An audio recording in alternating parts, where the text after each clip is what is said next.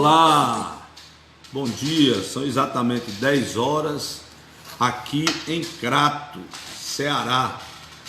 E eu estou entrando aqui nesse sábado de manhã para conversar com você. Hoje é dia 12/12 de 2020, um sábado muito ensolarado aqui na região do Cariri, mais precisamente aqui no Crato, né? Eu falo com você aqui do bairro Muriti, né? E eu sou Raimundo Nonato e estamos retomando aqui aquele nosso bate-papo sobre política e demais notícias, né? Assuntos que acontecem aqui na nossa região do Cariri, certo? Eu espero que a partir de agora nós possamos manter um contato mais assíduo, né? Nós tivemos aí agora em novembro as eleições e como eu fui candidato, a gente deu uma pausa e como também sou dirigente partidário, estava aqui nesses dias depois das eleições fazendo o trabalho de prestação de conta, né, dos candidatos que nós lançamos aqui na cidade do Crato. E agora a gente pretende retomar esse nosso bate-papo, tá certo? Falando sobre os acontecimentos que têm ocorrido na nossa cidade, no nosso estado, no nosso país, enfim, vamos bater papo aqui sobre todos esses acontecimentos e também trazendo, né, informações, esclarecimento para você sobre vários assuntos, né? No caso específico de hoje, né, desse nosso retorno, eu separei aqui 3 assuntos para a gente poder falar nesse momento aqui. É sobre um documentário, né, que foi lançado antes de ontem, né, no dia 10, né, dia 10 de dezembro de 2020, foi lançado um documentário sobre a atuação de Sérgio Moro na Lava Jato. Esse documentário eu recomendo a você assistir. Para você assistir, você só precisa colocar no YouTube e pesquisar Moro, um juiz mais que suspeito, né? Então nós vamos falar sobre esse documentário que realmente mostra de forma cronológica, né, toda a atuação de Moro no processo da Lava Jato, tá certo? Quero falar também no dia de hoje sobre os processos do ex-presidente Lula, né? O presidente Lula, no dia de ontem, teve mais um processo, aliás, também no dia 10, né? Teve mais um processo arquivado por falta de provas, totalizando 7 processos arquivados, né, contra Lula, que foram arquivados por falta de provas. Isso vem nos mostrar que o único local que Lula foi condenado até agora, de todas as suas acusações, foi exatamente lá na República de Curitiba, né? Lá para o senhor Sérgio Moro e na Lava Jato. Ou seja, em todos os tribunais, seja Brasília, São Paulo, aonde tem sido denunciado o presidente Lula, o ex-presidente Lula, os processos têm sido arquivados exatamente por falta de prova, né? E é o que a gente precisa ter muito cuidado com relação a processos, porque muitas vezes, né, as pessoas anunciam o fato do Ministério Público apresentar uma denúncia contra determinada pessoa, e aí as pessoas, e aí tem aqui, por exemplo, na nossa cidade, tem alguns veículos de comunicação que quando vão noticiar qualquer denúncia feita pelo Ministério Público, já dá uma denúncia como que a pessoa tenha sido condenada, né? A pessoa já lê ali aquelas acusações, os artigos, né? E diz que cada artigo daquele o que tem de penalidade, e aí a pessoa já dá essa notícia, né? De forma tendenciosa, né? Não dá a notícia como deveria ser. E eu realmente também vou voltar a fazer uma análise, né? Da questão da imprensa aqui da nossa região, mais precisamente aqui da cidade do Crato, né? Porque ter liberdade de expressão não significa mentir para a população, dizer o que quer, do jeito que quer, porque se a pessoa não sabe interpretar e dar uma notícia como ela deve ser, então a pessoa tem que realmente se conter e não fazer isso. Ou seja, denúncia, qualquer pessoa pode sofrer uma denúncia, uma apresentação pelo Ministério Público, ser denunciado por qualquer motivo. Agora, essa denúncia, ela não caracteriza condenação, porque quando o Ministério Público apresenta uma denúncia, ainda tem todo um trâmite para que isso possa vir a acontecer um julgamento, uma condenação, e só assim realmente a pessoa vai cumprir as penalidades que a lei ali determina, né?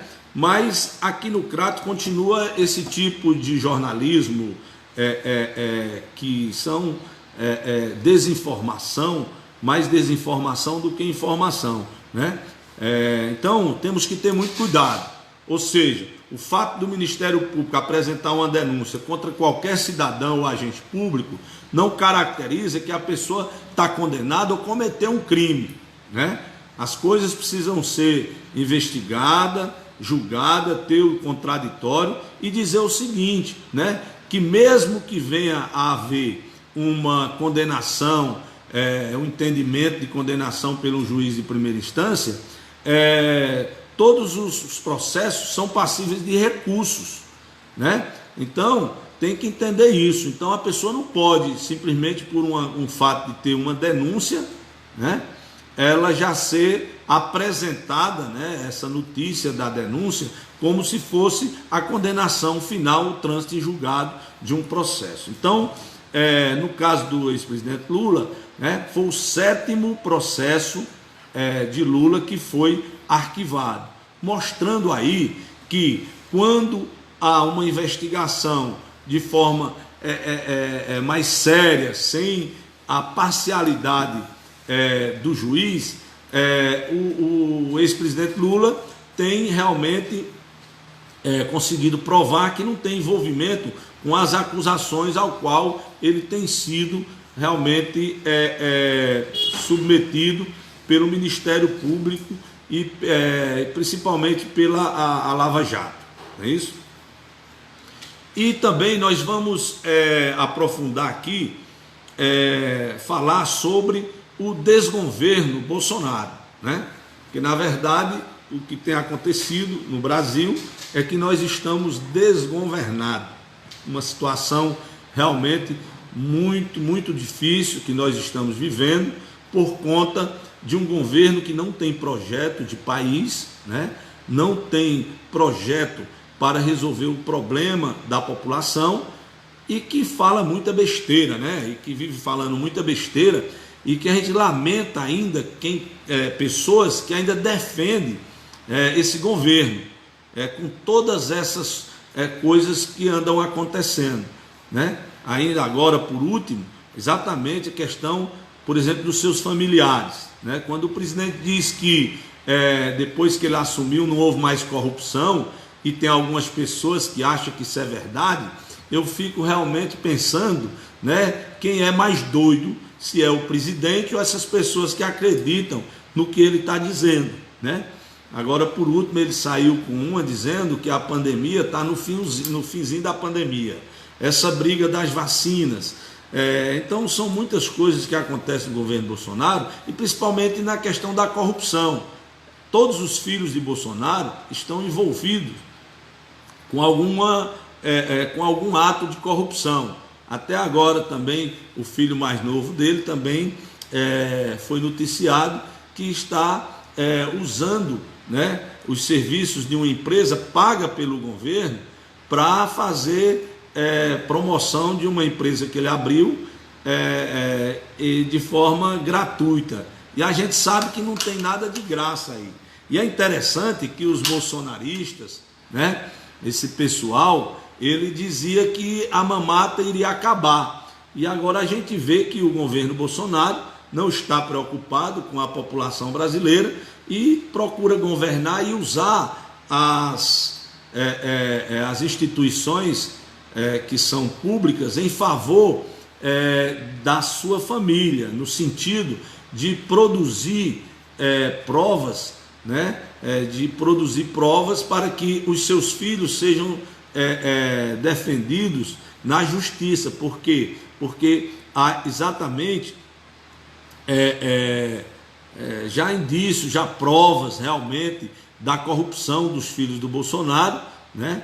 E ele usa as instituições para benefício próprio. Eu fico imaginando se o que está acontecendo agora fosse com os filhos do Lula, não é isso? Porque o ex-presidente Lula teve toda a sua família, né, investigada, denunciada e de forma realmente arbitrária e falsa. Eu digo isso porque já são 7 processos, né, que foram apresentados contra o ex-presidente Lula e 7 processos que foram arquivados por falta de provas. Ou seja, o que ocorre é o seguinte: o Ministério Público, né, e aí diga aí essas forças-tarefas que foram criadas simplesmente para perseguir tanto Lula como o Partido dos Trabalhadores, a gente vê que são denúncias infundadas, né? Haja visto o que aconteceu na Lava Jato, né? Então eu quero aqui dar um alô aqui para o Wilson Silva, que está aqui nos assistindo. Eu quero também pedir a você que assista esses vídeos também no meu canal no YouTube, Politicando com Raimundo Nonato, tá certo? Eu quero que você se inscreva. Nós vamos fazer agora uma campanha aí para a gente aumentar o número de pessoas inscritas lá no YouTube, para que a gente possa também fazer transmissão ao vivo pelo YouTube, tá certo?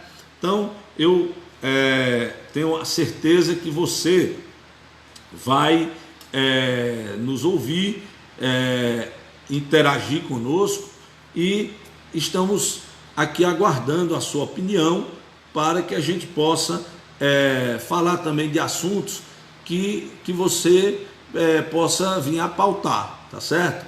Né? Eu quero convidar você a se inscrever no meu canal do YouTube, né? Politicando com Raimundo Nonato, tá certo? Você coloca no YouTube, vai abrir o meu canal, tem lá o local de inscreva-se, ao lado tem o sininho, você aperta para receber as notificações, e nós vamos falar de assuntos que são importantes, né? E principalmente agora que nós já estamos na corrida presidencial para as eleições de 2022.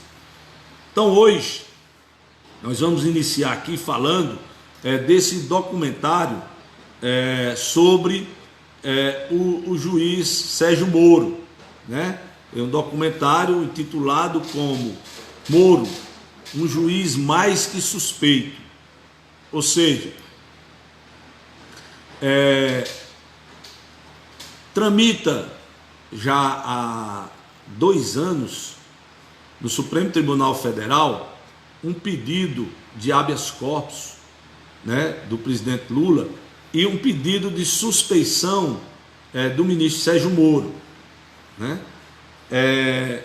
Desde o início desses processos, e eu aqui falo com muita tranquilidade, porque sempre fui um defensor, né, de um processo justo, e a gente percebia desde o início desses processos contra o ex-presidente Lula, a gente percebia que havia uma tendência a impedir que o processo ele tramitasse de forma legal. Por quê? Porque a gente percebia um juiz que todos os seus atos eram atos de um juiz que já tinha a sentença pré-definida na sua mente, né? Se você observar os interrogatórios, né, das pessoas que iam falar, testemunhas em favor do presidente Lula, e se você observar também os depoimentos daqueles que iam acusar, você vê a parcialidade do juiz Sérgio Moro na oitiva dessas testemunhas, né? O Moro sempre dava uma maior atenção àqueles que iam lá para acusar o réu, né, o presidente Lula, de que aqueles que iam lá para defender, né, para falar em favor do presidente Lula, inclusive os advogados, né? Ele deferia coisas que realmente até pessoas que não são do direito, né? Se você colocar uma pessoa leiga para ver como ele arguía um e arguía outro, você vai perceber que nesse juiz havia o desejo de condenar aquele réu, e aí diga-se o presidente Lula. Quero mandar aqui um alô aqui para Valéria Alencar, que está aqui nos assistindo, um forte abraço.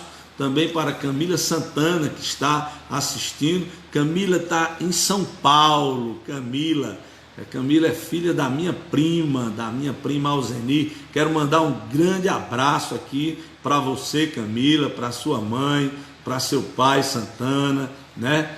Para todos daí, né, que moram aí na Vila Guarani, mais precisamente aí na zona norte de São Paulo. Então, um forte abraço a todos vocês, e eu estou com saudade, viu?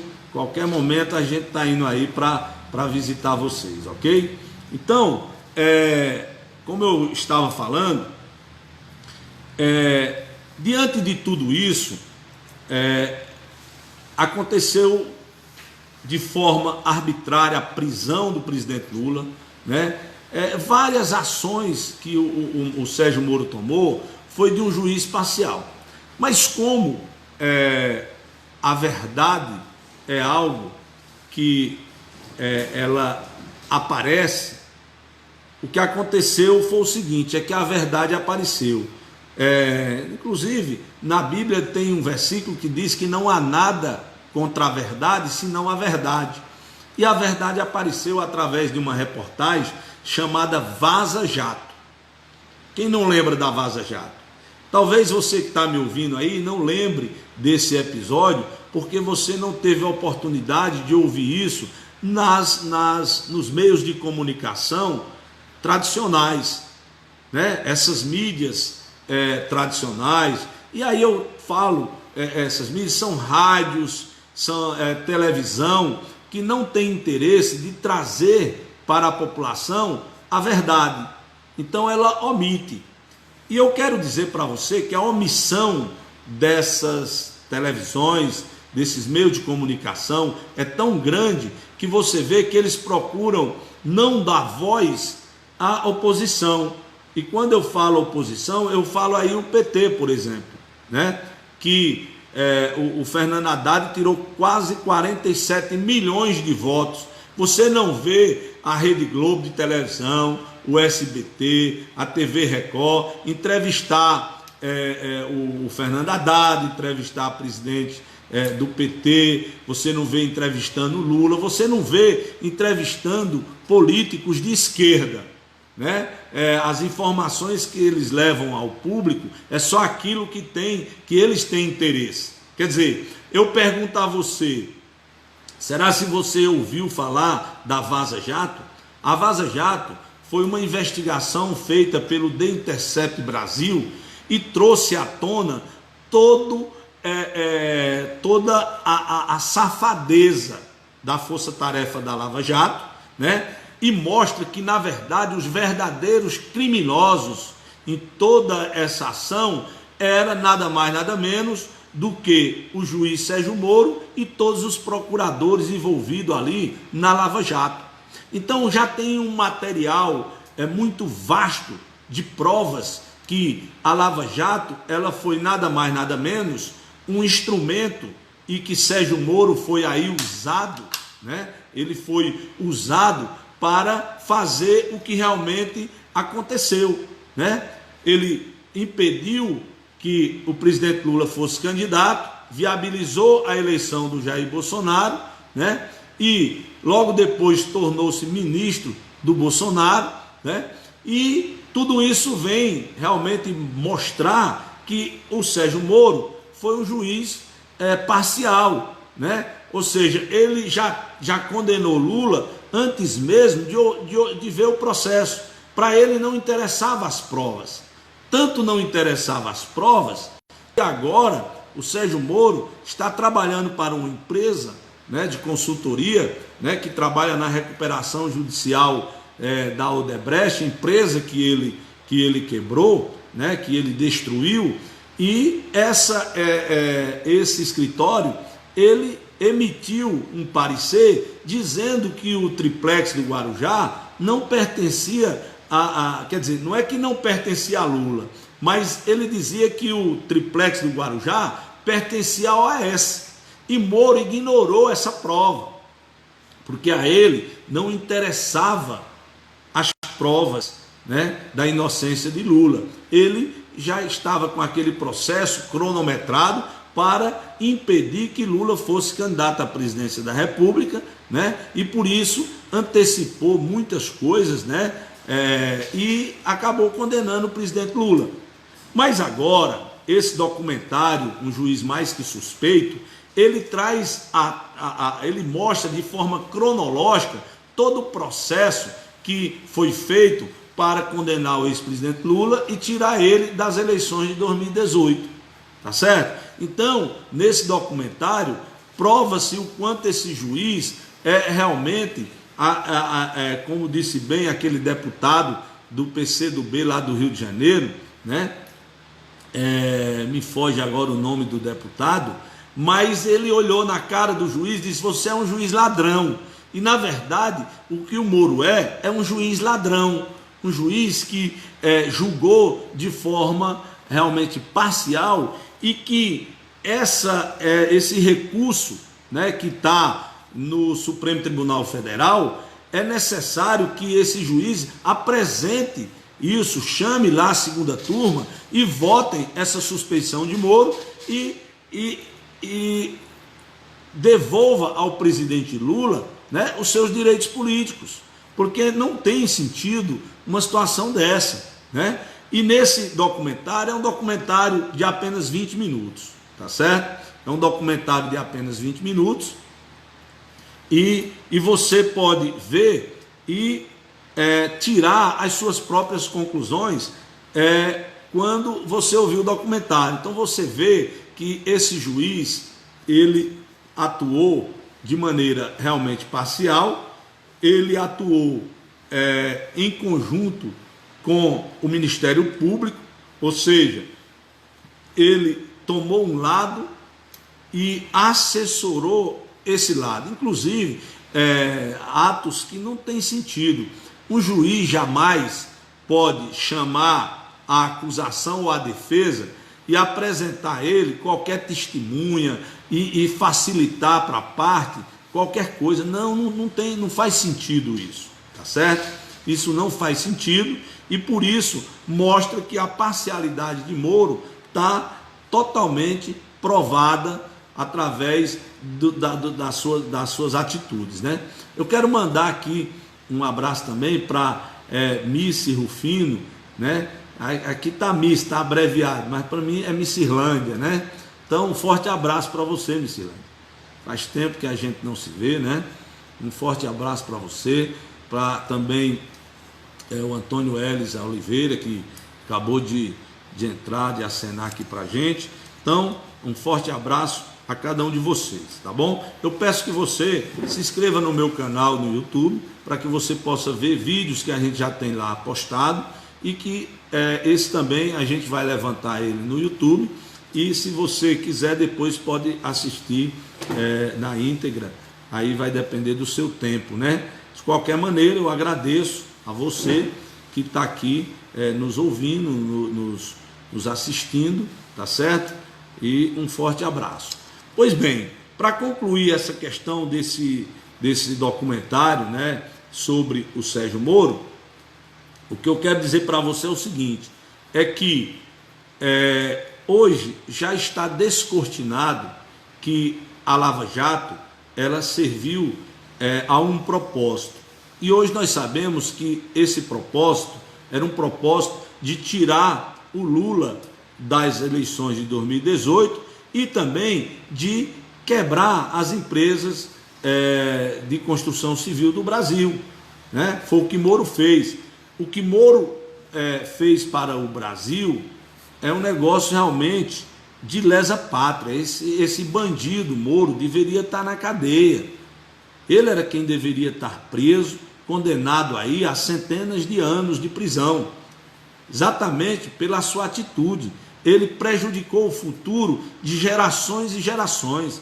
Ele produziu no Brasil mais de 2 milhões de desemprego, somente com as empresas que ele quebrou, como Odebrecht, OAS, as grandes empresas da construção civil, empresas estratégicas que levavam o desenvolvimento tecnológico do país, né, a outros países, e com isso colocava o Brasil numa boa referência no cenário internacional. Mas o que o Moro fez? Quebrou essas empresas, né, para beneficiar as empresas americanas. Talvez você que está me ouvindo não sabe, mas as empresas americanas e chinesas que estão hoje fazendo as construções civis aqui no país. Por quê? Porque as grandes empresas brasileiras não estão mais atuando, porque o Moro se encarregou de quebrar essas empresas em benefício dos Estados Unidos, entende? E tem provas que ele se encontrou secretamente com agentes do FBI. Ou seja, esse documentário, pessoal, é muito importante. Eu quero que você realmente assista esse documentário, Moro, um juiz mais que suspeito.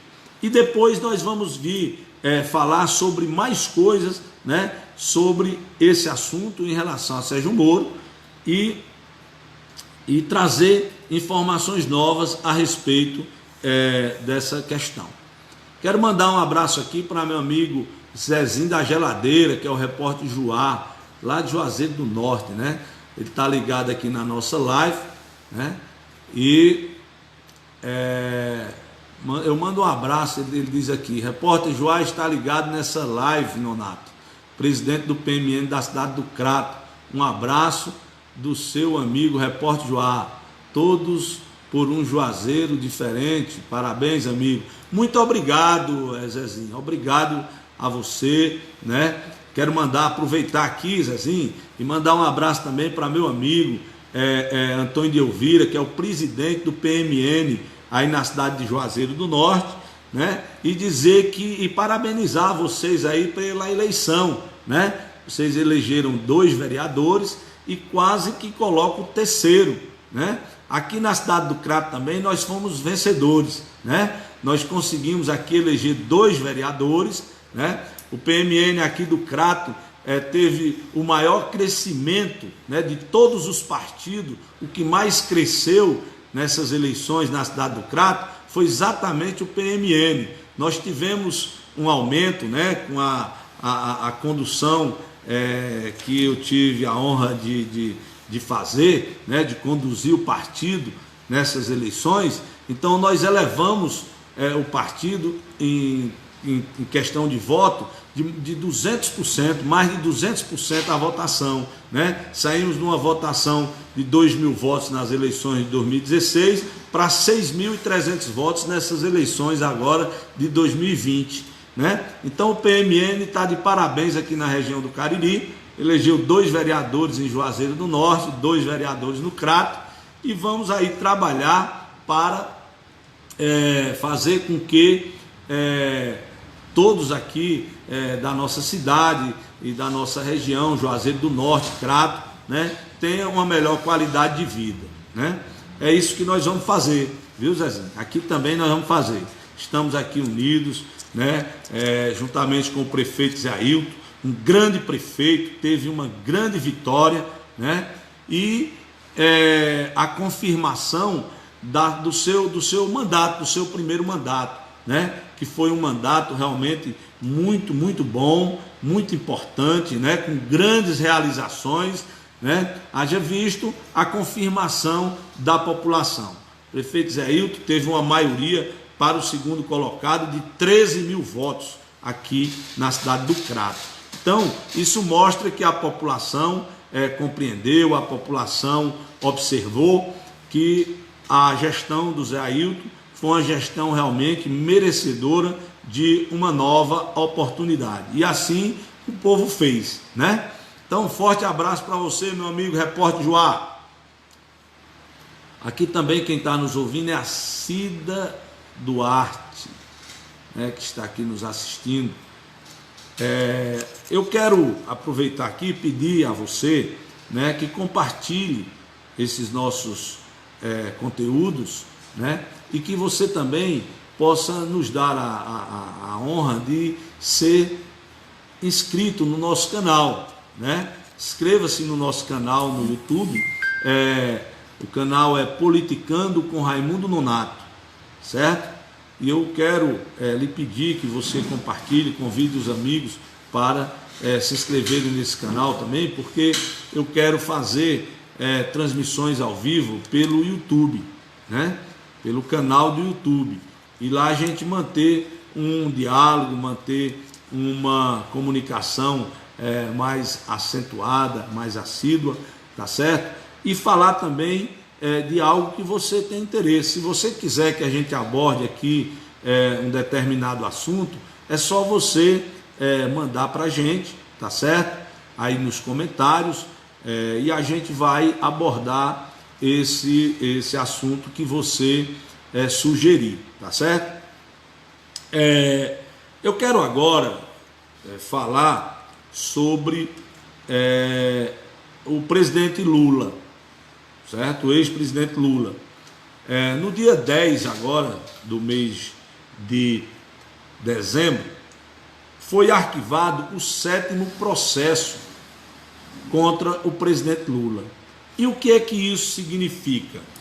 Olha, esses 7 processos que foram arquivados contra o presidente Lula, entre eles aquele processo daquele PowerPoint que o bandido lá do promotor Deltan Dallagnol apresentou, dizendo que Lula era um chefe de quadrilha e todo aquele espetáculo, né, que ele fez, e nós agora sabemos que é espetáculo. Por que nós sabemos que é espetáculo?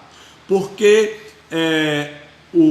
a Vaza Jato, né, o Intercept Brasil, ele, nas suas denúncias, né, naquele grampo lá do Telegram, ele mostra que o Deltan Dallagnol, conversando com o Moro, dizia ao Moro que não tinha provas contra Lula, né?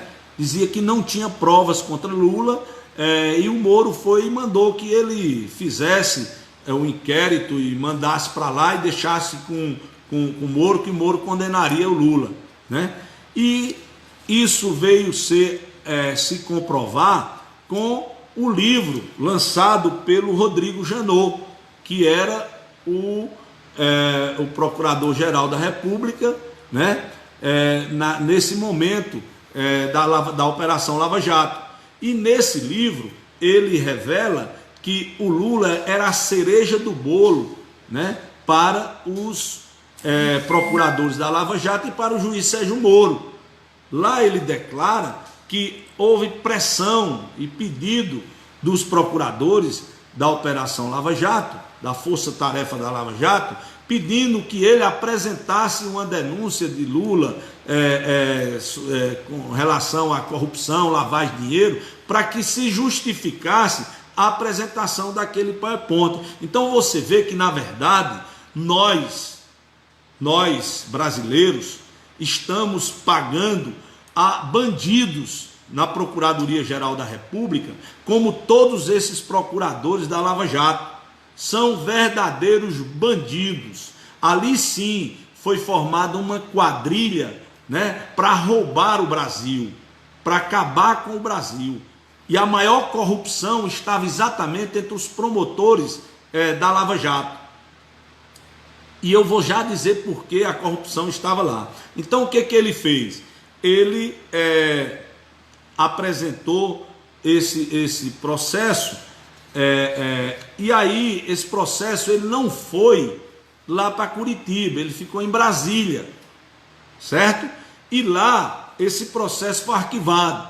Como foi arquivado também processo contra Lula, contra o seu filho, contra o seu irmão, ou seja, toda a família do Lula, né, foi devassada, foi injustamente denunciada. E eu digo assim injustamente, exatamente porque todos esses processos estão sendo arquivados, foram arquivados por falta de provas. Ou seja, até mesmo os processos de Lula lá na Lava Jato, também não existe prova, né, de que Lula tenha cometido aquilo que ele é acusado, mas como foi lá em Curitiba, na Lava Jato, ele está exatamente condenado pelo juiz ladrão, pelo juiz suspeito, pelo juiz parcial, que é esse juiz Sérgio Moro, ex-juiz Sérgio Moro, né? Que agora está ganhando dinheiro fazendo relatório para pessoas que são corruptas, né? Como agora mesmo ele fez um relatório, né, para um empresário do Oriente Médio, inclusive contra uma empresa brasileira, contra a Vale do Rio Doce, e ganhou R$700 mil com esse relatório. E esse relatório, quem pagou a ele esse relatório é um empresário que tem denúncia de corrupção em vários países. Então você vê que o Sérgio Moro, na verdade, é o maior bandido que o Brasil tem hoje, chama-se Sérgio Moro. Infelizmente, a gente pagou a esse bandido por muitos anos como juiz aqui do Brasil. E esses promotores da Lava Jato também são bandidos, são formadores de quadrilha. Por que eu digo isso? Porque a Lava Jato mostra, a Vaza Jato mostra muito bem todo o conluio desses promotores para condenar o ex-presidente Lula, né? Então, o que nos traz aqui esse arquivamento desse 7º processo contra Lula é que fica claro que todos os processos fora da Lava Jato, Lula consegue provar a sua inocência e realmente ele é absolvido, ou seja, é arquivado porque não tem provas, e não teve, nem esses que ele foi condenado também tem provas. Tanto é que quem leu a sentença do juiz Sérgio Moro, ele condena Lula por um ato de ofício indeterminado. Eu queria saber se você fosse condenado por um ato de ofício indeterminado, você acharia que tinha sido, você poderia dizer que tipo de tipificação de crime é esse? Não existe isso no Código Penal, né? Quero mandar aqui um abraço aqui para meu amigo Joaquim Rufino, né, e lhe dar os parabéns pela sua recondução como diretor do Instituto Federal aqui da cidade do Crato. Falou, meu amigo Joaquim, um forte abraço. Então, pessoal, eu quero dizer para você o seguinte: esse arquivamento, ele mostra exatamente que quando o Lula é julgado por um tribunal que realmente observa os autos do processo, ele tem os seus processos realmente arquivados. Por quê? Porque não existe prova contra aquilo que o acusam, né? E veja bem, agora o Lula também teve mais uma vitória no Supremo Tribunal Federal, que foi os procuradores da Lava Jato queriam inserir num processo contra Lula a denúncia do Palocci. E todo mundo sabe que a denúncia do Palocci já foi inclusive discutida no Supremo Tribunal Federal, dizendo que aquilo ali era tudo mentira, não tinha provas, foi só produzido pelo Moro para poder soltar essa delação 6 dias antes das eleições de 2018 e contribuir aí para a vitória desse destrambelhado Jair Bolsonaro, que agora está na presidência. E esse documentário que eu tinha falado anteriormente, você vê lá o presidente Bolsonaro fazendo um depoimento e dizendo que Moro foi colocado lá para cumprir uma missão e que se não tivesse cumprido aquela missão, ele não estaria ali naquele momento. Então, na verdade, a Lava Jato foi uma farsa-jato, e se você vê o documentário de forma cronológica, muito bem elaborado, você vai perceber que o ex-presidente Lula foi julgado injustamente.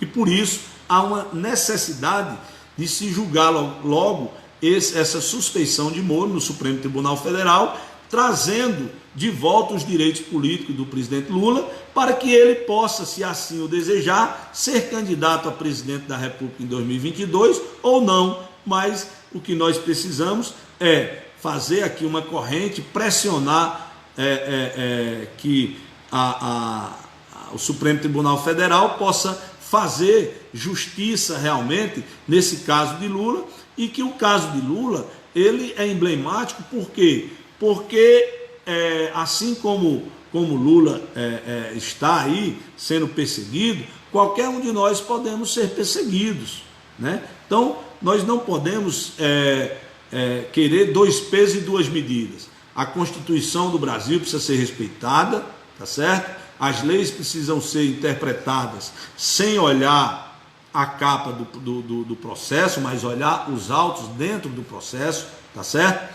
E é isso que a gente aqui espera que o Supremo Tribunal Federal possa tomar o mais rápido possível a decisão de julgar essa suspeição de Moro na segunda turma e, com isso, né, restabelecer os direitos políticos do ex-presidente Lula, tá certo? Eu quero mais uma vez pedir a você para se inscrever no meu canal Politicando com Raimundo Nonato, tá certo? Quero que você se inscreva nesse canal, no nosso canal, para que a gente possa ter a oportunidade de conversar e a gente trazer para você, né, informações importantes para que você tenha conhecimento de como realmente as coisas acontecem, né? Eu quero agora falar sobre o desgoverno de Jair Bolsonaro.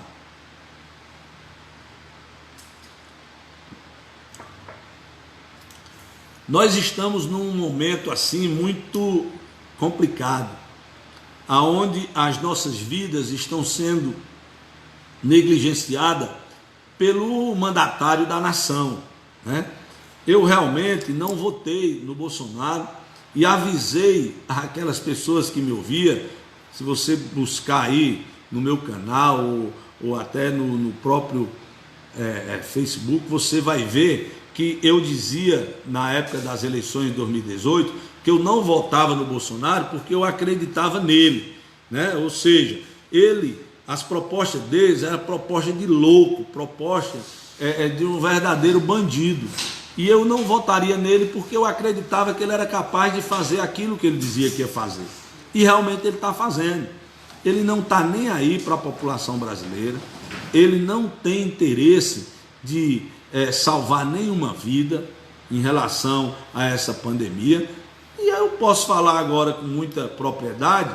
Por quê? Porque nós estamos aí já há 10, 11 meses, né, 10 meses dessa pandemia no Brasil, e você vê o que é que ele fez. Ele negou a pandemia, chamou de gripezinha, não tomou as medidas que deveria tomar para prevenir mortes, né, para poder assistir a população brasileira. Nós sabemos que o caos não está maior, porque o Supremo Tribunal Federal deu autonomia a governadores e prefeitos para tomar as medidas necessárias, né? E inclusive obrigou também que fosse repassado recursos. Então, os recursos que vieram para o combate à pandemia não foi porque o Bolsonaro é bom, porque ele queria ajudar. Não, não foi por isso não. É porque foi obrigado, ele foi obrigado realmente a fazer isso. Tanto é que você percebe que a ajuda emergencial também ela não foi dada de bom grado. Ele, Paulo Guedes, queria dar para a população R$200, né? Foi que a oposição, com muita pressão, né, conseguiu levar isso a um valor de R$500, e ele, como ele sempre quer se dar bem, né, ele é aquele malandro mesmo, aquele cara picareta, que sempre quer se dar bem nas coisas, ele levou para R$600 para dizer que foi ele que deu os R$600, mas foi pressão do Congresso Nacional, pressão da oposição, que fez com que a população recebesse R$600. Na verdade, a proposta da oposição e do Partido dos Trabalhadores era que fosse R$1.200, né? Era que fosse R$1.200, mas infelizmente as pessoas só receberam R$600. E aí agora a gente vê que inclusive vai acabar, esse mês é o último mês da ajuda emergencial, né? E nós temos que nos preparar para uma situação de muita agonia que vai acontecer agora em 2021. Exatamente porque as pessoas estão desempregadas e não tem nenhuma medida, né, nesse governo que venha nos trazer um certo conforto, né? Então, eu dizia antes das eleições, né, que as eleições desse ano seria muito importante, porque as pessoas iam eleger representantes para governar num momento de uma crise muito grande, né? E isso é verdade, ou seja, governadores e prefeitos vão ter realmente que ser muito ágil, né? Muito dinâmico para atender às necessidades das pessoas, né? Porque eu sempre digo o seguinte: as pessoas não moram no país e não moram no estado, as pessoas moram no município, né? Mas os repasses para os municípios estão aquém daquilo que deveria ser para atender a população, né? Eu estou muito preocupado com o que pode acontecer, exatamente porque nós estamos numa situação aí de uma segunda onda, aonde o presidente da República diz que nós estamos no finzinho da pandemia. Quer dizer, é um cara totalmente irresponsável, né, que não está preocupado com as 187 mil mortes que já aconteceram no Brasil, e para ele, o projeto dele realmente deve ser esse, deve ser de exterminar a população brasileira, exterminar em todos os sentidos, exterminar elas morrendo, exterminar toda a riqueza que nós temos no país, né? Porque as medidas econômicas que são tomadas pelo governo Bolsonaro são medidas de lesa pátria, onde o país só tem prejuízo, né? O que tem acontecido é exatamente isso. O Brasil tem tido prejuízo nas suas relações internacionais, e no tocante à questão interna, o que nós vemos é uma transferência, né, de dinheiro público para o setor privado de forma como nunca antes vista, né? Com essa pandemia mesmo, eu fico assim abismado, porque é o seguinte: essa semana foi deflagrado aqui uma ação na região do Cariri, né, em cidades pequenas como Altaneira, Nova Olinda, Antonina do Norte, né, porque disse que foi desviado dinheiro da saúde que foi destinado à Covid, né, e que foi aí e que houve desvio, né, eu sei que eu não sou a favor da corrupção e ninguém é, certo? Agora, tem coisas que deixam você intrigado, né? E com a pulga atrás da orelha, porque eu me lembro daquele ditado que diz que tem gente que engole um boi, mas se engasga com um mosquito, né? E aí eu fico imaginando o seguinte: uma cidade como Altaneira, que tem 7 mil, 8 mil habitantes, uma cidade como Nova Olinda, né, que deve ter em torno de 13, 14 mil habitantes, Antonina do Norte, também pequena, umas cidades que, na sua condição per capita, recebe uma quantidade muito pequena de recursos, né? Eu entendo que você roubar 1 centavo e roubar 1 milhão é a mesma coisa, certo? Agora, o impacto de roubar 1 centavo é diferente do impacto de se roubar 1 milhão. E aí eu vejo todo esse aparato, o Ministério Público voltado para essas questões das cidades pequenas, e eu vejo o seguinte: o que aconteceu realmente nessa pandemia? Quando você vai pegar os dados, você vê que os bilionários brasileiros aumentaram grandemente as suas fortunas, tá certo? Enquanto a população pobre, ela ficou miserável. E eu não vejo essas ações, por exemplo, contra o sistema financeiro, porque o que acontece? O sistema financeiro recebeu no mês de março deste ano, de 2020, 1 trilhão e 265 bilhões em ajuda do governo. Ou seja, o governo Paulo Guedes transferiu do Tesouro Nacional para os bancos 1 trilhão e 265 bilhões, dizendo ele que era para injetar esses valores na economia.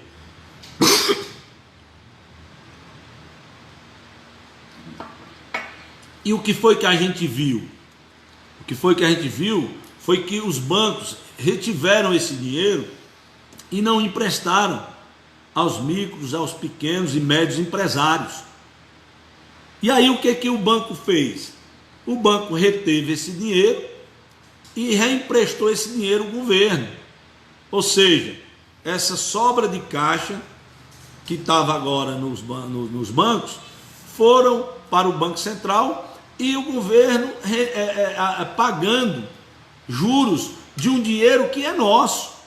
Porque o dinheiro do Tesouro Nacional que foi mandado aos bancos, né, para emprestar a juro baixo aos micro, pequenos empresários, eles não fizeram isso. É por isso que essa crise também, ela foi gigante por conta disso. Ou seja, e o que eu quero dizer é o seguinte: enquanto o governo entrega aos bancos 1 trilhão 265 bilhões de reais e manda para uma prefeitura de Altaneira, como eu vi um repasse uma vez da prefeitura de Altaneira para combate ao Covid-19, quando rateou o dinheiro que veio para o estado do Ceará, eu fiz a conta e a cidade de Altaneira, ela recebeu 8 mil e poucos reais, né? Aí se deflagra uma coisa contra uma cidade que tem 5 mil, 6 mil habitantes, mas não vão atrás do trilhão, dos bilhões que o governo está repassando para o sistema financeiro. Então você vê que há realmente 2 pesos e 2 medidas, né? Nas ações do Ministério Público, né? Nas ações da Polícia Federal, né? Com relação a realmente defender o interesse da população brasileira. E isso é tão provado que quando foi feito o balanço dos bancos, né? O balanço de lucro dos bancos, pode ver que aumentou em bilhões e bilhões de reais o lucro dos bancos no momento de pandemia, um momento onde não está tendo produção, onde as pessoas estavam em casa, onde não tinha, né, o desemprego enorme e o banco ganhando bilhões de reais. Então, esse desgoverno do Bolsonaro está levando o país realmente ao desastre, né? Porque você só vê o Bolsonaro interessado em defender a sua família de todas as acusações de corrupção que pesa sobre a família dele.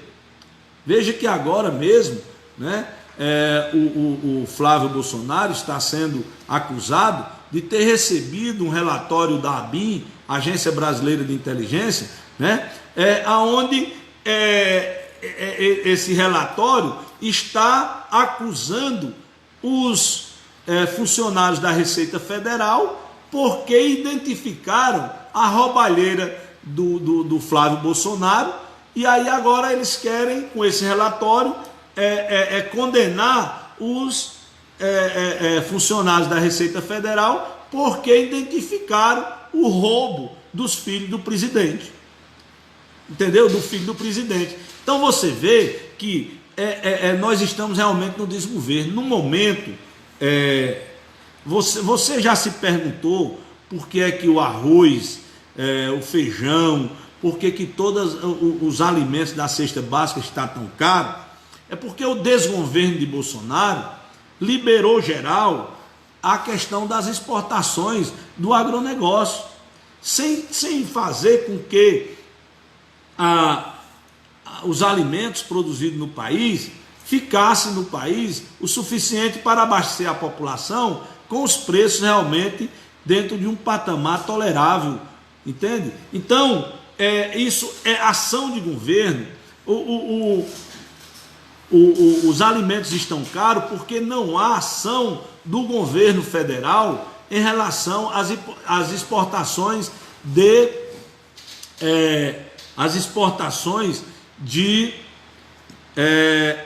alimentos, porque o dólar está alto, aí os produtores vão e exporta toda a produção, deixa uma quantidade pequena para abastecer o mercado interno e aí eleva os preços. Então, tudo isso que está acontecendo é por falta de ação do governo federal, porque esse governo é um governo irresponsável, é um governo que ele quer matar a população brasileira de todas as formas, tanto no corpo como nas finanças, e todas as formas. Quero mandar um alô aqui para Eliane Soares, que está aqui assistindo também, Antônio Cláudio Chaves, né, que está aqui nos assistindo, e também o Roberto Teles, a Vicência Luna, Edilânia, Júnior Petróleo. Um abraço, Júnior, tudo bem com você? Então, pessoal, o que a gente precisa compreender é que precisamos amadurecer. As eleições de 2022 estão aí, às portas, né? E esse governo Bolsonaro está querendo se reeleger, e eu quero aqui dizer para você que vou iniciar uma campanha contra esse governo Bolsonaro, em favor do povo brasileiro, em defesa da democracia, em defesa do Estado Democrático de Direito, e mostrar todos os desmandos do Bolsonaro, né, que está acontecendo, e mostrando para você, no decorrer de outros programas, a importância que nós vamos ter com relação à escolha dos próximos deputados federais. Mandar um alô para a Selma Ferreira, que está aqui também acenando para a gente. As próximas eleições, elas serão muito importantes. Por quê? Porque o deputado federal é aquele que toma as decisões e reflete nossas vidas aqui na cidade, nos municípios. E você vê que os deputados federais que têm sido eleitos, eles, quando chegam no Congresso Nacional, eles só votam coisa que tira o direito do trabalhador. Você vê que tudo o que o governo Bolsonaro aprovou até agora no Congresso Nacional foi em desfavor da população brasileira, em desfavor das famílias brasileiras, em desfavor dos trabalhadores. Então, a gente precisa abrir os olhos com relação a isso, né? E ver, analisar o que está acontecendo agora, por exemplo, na questão das vacinas. Nós seremos o último país do mundo a receber as vacinas, porque esse debilóide, esse maluco, né, nega a pandemia, diz que é uma gripezinha, diz que está no final, sabe? E ignora o quanto é devastador esse vírus, né? Quando ele atinge a pessoa.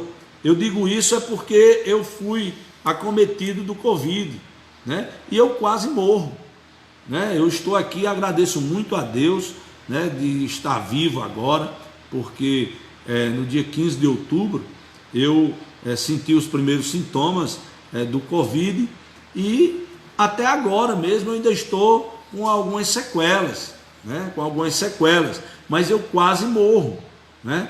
Quer dizer, eu fui candidato a vereador aqui na cidade do Crato e tive a eleição comprometida exatamente porque no período da campanha eu fui acometido do Covid e não pude nem sair de casa, né? Então eu fiz 15 dias de campanha e depois não fiz mais, né? Por conta do coronavírus. Então, e vários amigos meus aqui já morreram do coronavírus. Pessoas que a gente conhecia, que tinha uma relação, né, pessoal, uma relação institucional, e essas pessoas morreram do Covid, né? Tanto é que são 187 mil mortes no Brasil até agora. E aí esse irresponsável, né, não quer comprar as vacinas, né? Fica dizendo que nós estamos no finalzinho da pandemia, como ontem ele fez um pronunciamento dizendo que o Brasil foi um dos melhores países que se saiu com relação ao Covid. Isso é um absurdo, né? Isso é um absurdo, isso é um maluco. Nós estamos sendo governados por um débil mental, né? E eu digo assim, e ao mesmo tempo eu entendo que na verdade nós estamos governados por uma pessoa que está aí fazendo o que ele veio fazer, que foi destruir a nossa soberania, foi destruir o nosso país, foi destruir todos os direitos que o povo brasileiro conseguiu ao longo da sua história, né? Quero mandar um alô aqui para Cícera Moreira, né? Cícero Leite Moreira, que está aqui assistindo. Então, pessoal, é isso, né? Nós precisamos ter a consciência de que as coisas não podem continuar como está, né? Toda atitude desse governo é uma atitude criminosa contra o povo brasileiro. E sobre isso nós vamos se levantar. Vamos se levantar contra esse governo e contra todos aqueles que defendem esse governo, né? Porque é uma irresponsabilidade muito grande alguém vir defender as ações desse maluco. Enquanto nós estamos pagando muito caro pelos alimentos e impostos também caro pelos alimentos, ele vai e dá uma isenção fiscal para o comércio de armas.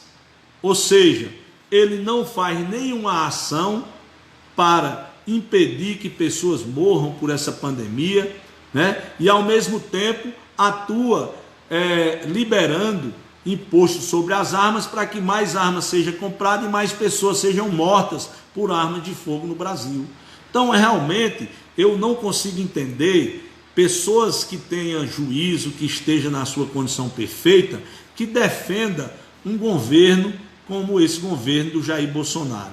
Um governo corrupto, um governo que só tem atitude que leva à morte, né? Um governo que as suas políticas são só políticas de retirada de direito dos trabalhadores, como agora, por exemplo, o Congresso Nacional agora, né, deu mais uma, votaram ontem a questão do Fundeb, né, e reduziram os recursos do Fundeb para a educação, né, transferindo recursos para o setor privado.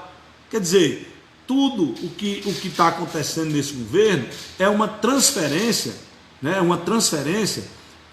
de recursos públicos para o setor privado.